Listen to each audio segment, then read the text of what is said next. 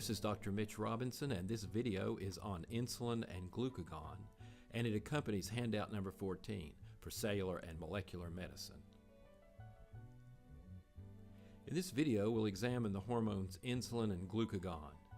We'll look at the structure and synthesis of these hormones and their effects on metabolism.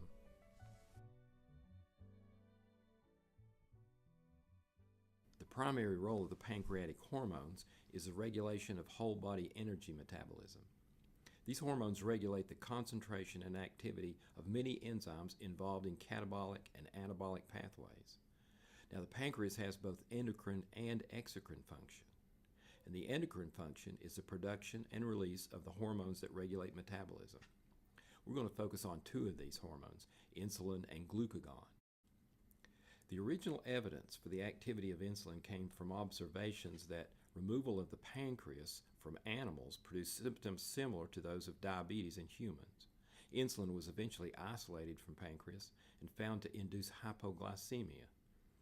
Insulin continues to be a major focus of medical research. It was the first protein to be sequenced and the first to be made using recombinant DNA technology. Insulin is a member of the insulin-like growth factor family. They're all structurally and functionally similar molecules. The tertiary structure of all of them is similar, and they all have growth-promoting activity, but the dominant role of insulin is metabolic. Now let's look at the structure of insulin. Insulin is a heterodimer. It consists of an A chain and a B chain, which are linked by disulfides. It's a fairly small molecule with peptide chains of 21 and 29 amino acids. The amino acid sequence is highly conserved among vertebrates. Insulin from one mammal is usually biologically active in another. Human insulin is very similar to bovine and porcine insulin. It only has one or two amino acids different. There's no appreciable difference in the biologic activity. Bovine and porcine insulin were standard therapy for diabetics for years. Now, virtually all administered insulin is human recombinant insulin. The figure on page 3 shows the amino acid sequence and the processing of insulin. Insulin is first synthesized in the endoplasmic reticulum as pre-proinsulin. The signal sequence is first removed from the amino terminus to form proinsulin. The signal sequence directs the molecule to processing that will lead to its packaging in secretory vesicles. The proinsulin molecule is then cleaved by a protease, and a section of the chain is removed that's known as the C-peptide. This leaves two peptide segments, the A and B chains, that are linked by disulfides. The insulin molecule and the C-peptide remain in vesicles near the plasma membrane, and on stimulation, these granules fuse with the plasma membrane, and insulin and the C-peptide are released into the blood. This is a molecular modeling representation of the insulin structure, and it shows the A and B chains in different colors. And this is a space-filling model, gives you a better idea what the actual shape of the molecule is. Again, the A and B chains are in different colors. Now, insulin forms dimers in solution, and then 3 of these dimers form a hexamer around a zinc molecule. And in this molecular model, you can see the hexamer. And this is 2 dimers, 2 insulin molecules. Each insulin molecule, of course, has 2 chains, the A and B chain. And this is a space-filling structure, closer to the true shape of the insulin hexamer. As I mentioned, all insulin is now made using genetic recombinant technology, and this allows us to make very specific changes to the amino acid sequence. So we can make designer insulin molecules that can be mass-produced from genetically engineered bacteria or yeast. So let's look at some of the insulin analogs and see how the molecular changes affect the biologic activity of the molecule. As I mentioned, insulin is stored as a hexamer, and these dissociate into monomers over time. Only the monomer binds to the insulin receptor and is active. The time course of insulin activity depends on how fast it dissociates into monomers. Zinc combinations of insulin form hexamers, and these are used for slow release. Analog analogs of insulin that don't form hexamers as well and dissociate faster are faster acting when injected. Eli Lilly and Company created the first insulin analog with Lispro. It's a fast-acting insulin analog. Its trademark as Humalog. It was engineered so that the penultimate lysine and proline residues on the C-terminal end of the B chain are reversed. Now, this modification does not alter receptor binding, but it blocks the formation of insulin dimers and hexamers. So this is a much faster-acting insulin. Another fast-acting insulin is insulin aspart. The amino acid B28, which is normally proline, is substituted with an aspartic acid residue. This creates a charge repulsion and prevents the formation of hexamers. Again, this creates a faster-acting type of insulin. Glulisine is a newer, rapid-acting insulin analog. The amino acid asparagine at position B3 is replaced by lysine, and the lysine at B29 is replaced by glutamic acid. Again, the changes result in non-hexameric, faster-acting insulin. Other insulin analogs have delayed action. Glargine insulin was developed by modifying amino acids, including the two positively charged arginines added to the C-terminus of the B chain. And this shifts the isoelectric point from 5.4 to 6.7. And this makes glargine less soluble at physiological pH. So when glargine is injected subcutaneously at pH 4, most of it exists as an insoluble precipitate. Now the insulin molecules slowly dissociate from the precipitate, and so they become available over an extended period of time. Dedimer insulin has a fatty acid, a myristate or 14-carbon fatty acid attached to the lysine at position B29. This fatty acid causes the analog to bind to albumin in the blood, and this slows dissociation from albumin, allows it to act over a long period of time. Now, it's not necessary for you to commit all these analogs to memory. What's important is that you know the molecular basis of the fast and slow-acting analogs.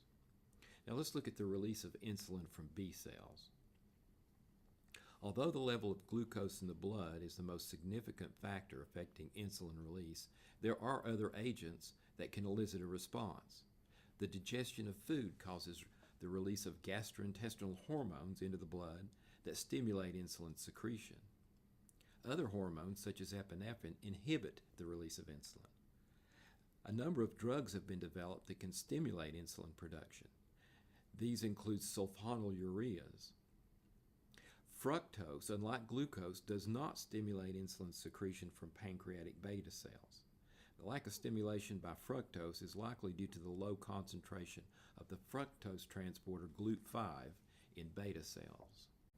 The figure on page 5 shows the mechanism by which insulin causes the release of insulin granules from the B cells. Pancreatic B cells contain the GLUT2 transporter, which allows glucose to pass into the cell when glucose is elevated in the blood. Glucose is converted to glucose 6-phosphate by glucokinase and eventually results in ATP production. And ATP production in the B cell is linked to depolarization and an influx of ions. There's an ATP-gated potassium channel in the cell that's normally open, and it allows potassium out of the cell. An increase in ATP causes that channel to close. When the potassium movement stops, the cell becomes depolarized, and this allows calcium into the cell. Now, calcium is also released from intracellular stores. Calcium release leads to fusion of the granules with the cell membrane and secretion of insulin into the blood. So the beta cell acts as a glucose sensor, and it releases insulin in proportion to the level of glucose in the bloodstream. The sulfonylurea drugs are used for treatment of diabetes because they promote closing of the ATP-gated potassium channel. So these drugs make it easier for the cell to close the channel and depolarize and release insulin. Now we can examine the metabolic effects of insulin. Insulin has both growth-promoting and metabolic effects. The growth-promoting effects are slower and require a larger amount of hormone, while the metabolic effects are faster and require a smaller amount. Looking at the metabolic effects, Insulin stimulates an increase in the transport of glucose into cells. In tissues such as adipose and muscle, this is due to the insulin-sensitive GLUT4 transporter. Insulin also stimulates the transport of amino acids into the cell. It stimulates potassium uptake and sodium efflux out of the cell. As we've seen, insulin has a pronounced effect on metabolic pathways. It increases glycogen synthesis in liver and muscle. It increases the rate of glycolysis in the liver, resulting in the conversion of glucose to acetyl-CoA. It increases fatty acid synthesis in the liver. And it increases triacylglycerol synthesis in adipose tissue and liver. Insulin inhibits the complementary pathways. It decreases glycogen breakdown in liver and muscle. It decreases fatty acid oxidation. It decreases triacylglycerol hydrolysis, and it decreases gluconeogenesis. As I mentioned, insulin also has growth-promoting effects. This includes an increase in DNA synthesis and an increase in cell growth and division. In adipose tissue, insulin leads to fatty acid synthesis and uptake and the production of triglycerides.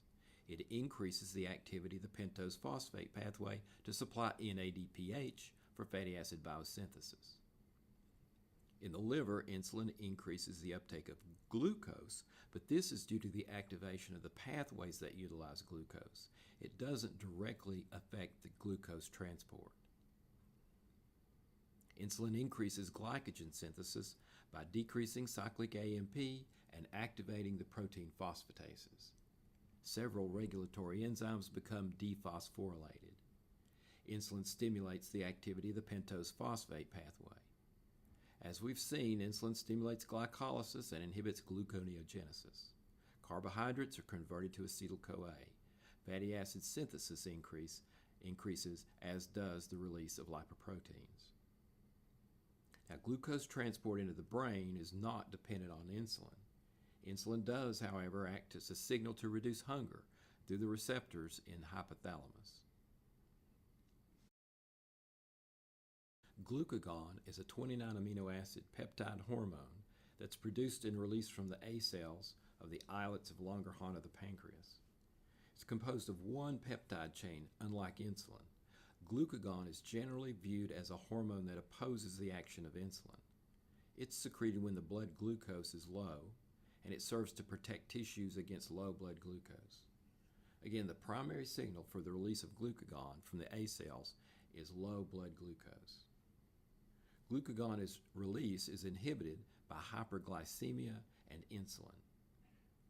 Glucagon stimulates an increase in glucose in the blood primarily by its effect on the liver, where the insulin-glucagon ratio determines the intricate control of gluconeogenesis and glycolysis.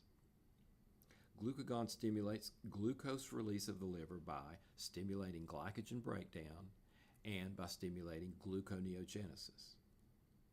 Glucagon inhibits uptake of glucose by the liver by inhibiting glycogen synthesis and by inhibiting glycolysis.